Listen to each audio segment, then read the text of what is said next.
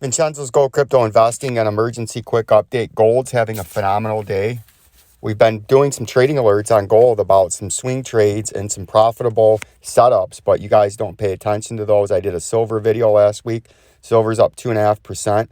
I've been buying, and I've been telling you, gold's a patience man game. It takes a long time of accumulating to reap your reward. And if you're not patient, and you'll get driven out of the market.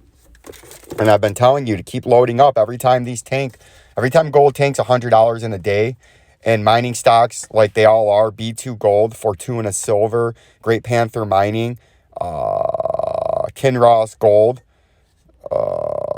Goldfields, Oswego Gold Royalties, Freeport Mining, the aforementioned Fortuna, Barrick Gold. These are all down 30, 40, 50%, some cases 60%. And these are at a cheap, huge discount. And I've been telling you guys to start buying and accumulating this, right? And then if it goes down after you buy it, accumulate more. Because eventually, in the long term, a year, 2 years, 2025, 2023, out into the future, right, you're going to make phenomenal gains. But you have to be patient and you have to be willing to accumulate, right?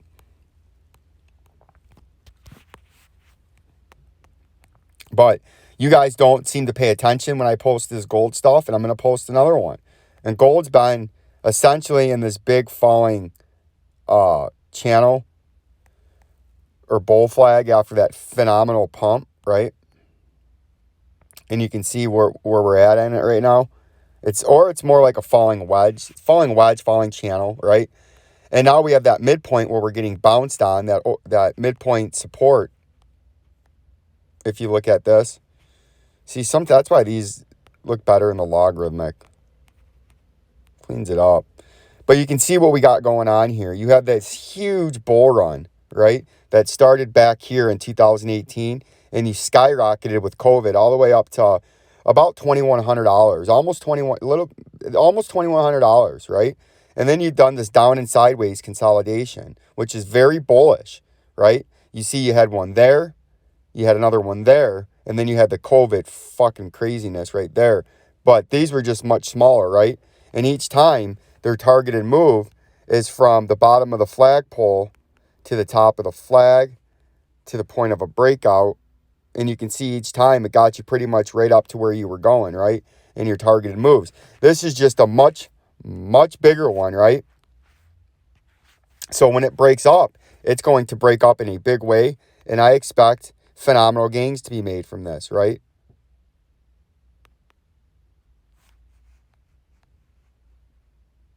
I expect phenomenal gains. And so far, if you're going from the COVID pump to your peak, there's your peak there, and your Fibonacci retracements, right? This is a phenomenal tool, and this is some of the other things I'll teach you how to use in my technical trading classes, right? When you guys start taking them, when I start putting them out there, you'll learn how to use the Fibonacci retracements and retracement tools, right? Let's make that a blue. These lines are way too big. Bam. Where are the lines at? Lines. We need these lines to be much, much smaller. Much, much better. And then we can bring the brightness back up now. So you can see your Fibonacci. But if we go down, really, from where the pump started, that's just the COVID pump. You can see it during the COVID pump. We've hit the 61.8 Fibonacci retracement if you're just going off the COVID dump to the COVID pump high. And that is a very bullish retracement. When you go from the top of the pump, see where the COVID started, the COVID pump, after the crash to its peak, the 61.8 Fibonacci retracement where you've hit multiple times is a very bullish. That's why when you hit it the first time, you had that huge pump all the way up here, right? Then you came all the way back down and tested it again, had another huge pump and came all the way back up there. That's usually where buyers stack themselves after a pump on a retracement to signify that if you hold support here multiple times, the bull run's going to continue. If you hit it and fall through to the 71.8% retracement, that's very bearish, right? That often means you're going to give it all back. But this is a very bullish consolidation, and you would have expected it to bounce off of there. Now, if we take this from way back when this pump started, when the bull run started, when the bear market ended, the 10-year bear market that you were in. So far right now, that's why you got to lock this shit or it starts moving. Yeah, that maybe is more what you're in, a falling wedge, which is a bullish continuation pattern, right? So we're going to lock that, and we're going to lock that. So if you look now from the start of the peak, the start of the bull run back there, you can see we're only testing the 38.2% retracement level, another very bullish retracement level, right? And if we even go back farther, you can see the bottom was even back there farther. We're just now touching that 38.2% retracement. But actually, we can go even farther back down there to the actual bottom is right there, right? That's the actual bottom. And you can see now when you do that, you've hit the 38.2. Let's go ahead and lock that so it doesn't change. You've hit that 38.2% retracement beautifully in a bullish fashion once, now twice, right? So if you're going to continue down into this triangle, this falling wedge, which is very possible, that takes you into the mid part of 2022 next year, you would come down to the 50% retracement, another very bullish spot where buyers would be stacked, and then you would continue on in the bull market. I think gold's eventually going to break out in a huge way, and I think by the end of next year, just because it could happen sooner, but gold takes a long time. So sometime mid to late next year, I expect this to break out to the upside, and I expect you to be way up here because a targeted move after this finally breaks up to the upside, if you take it the full length like we are in this retracement from the bottom of the flag to the top of the pole to the point of a breakout, look at that. Targeted move is right where we showed you just now. See that? All the way up here at $2,500. And I think that's where gold's going in the next leg of the bull run, because gold's in a bull run. And you can see you have a cup and handle, and that's a bullish continuation pattern, right? And bullish cup and handles are when you have a phenomenal pump like this. We're going to darken this now and bring this back into the background. Or actually, we can just do this. Fucking trading view. Or we'll just leave it like that. But what a cup and handle bullish continuation pattern is after you have a phenomenal pump like you did back here when the .com bubble collapsed, you had a phenomenal pump from $200 an ounce all the way to the all-time high just south of $1,800, $1,900 an ounce. Then you have a 50% in a rounding bottom fashion like you did, correction and bear market that lasted 10 years. So this is a 10-year cup and handle. Then you come back up to your old top, right? And that makes the cup. See that? Then you come back up to your old top, and that's the cup. See that? When you look at a cup looks like this.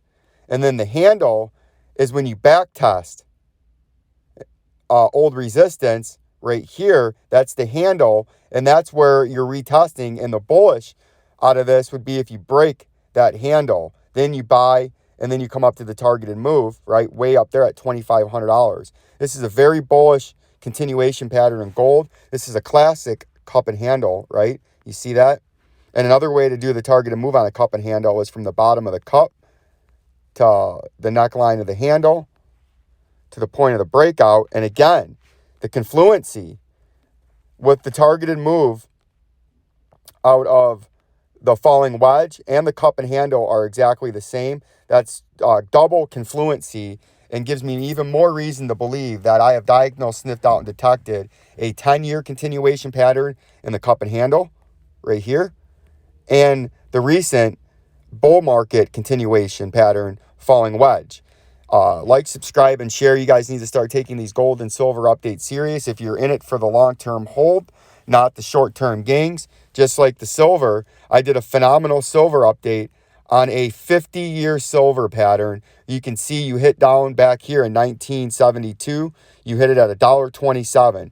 Then you hit upper resistance at 1980, horizontal resistance at $49.69, right? Then you crashed in 1977 or 1997, you hit the major uptrending support again, where that orange arrow is at $4.98, right? Significant increase, a 300% increase from 1972 in the price of silver, even after the volatile swings from $1.27 to $50 back to $4.98. Then you pumped again, and in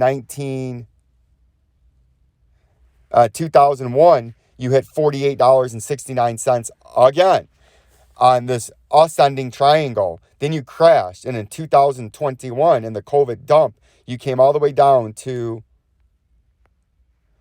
$11.53, and now you're pumping. I think you're pumping and in a bullish consolidation right now to retest, like we have drawn out, where you're retesting old support at $22.69 that you hit back and established in 1980 through late 1980, right? About a 3-year area. And then you hit it again in 2011. Then you hit it again in 2017, right? And I think you're going to bounce off that and come all the way up and retest again. This major upper resistance at $50. Yeah, it's possible you could come down like that and retest, but I don't think that's going to happen. I think you're going to start establishing a base and make a very volatile run up to $50 and a targeted move out of this 50-year pattern, which isn't going to happen today. It's not going to happen tomorrow. It might not even happen next year or the year after. But when you finally do break out of this 50-year ascending triangle in silver, you go from the bottom to the top of the base to the point of a breakout.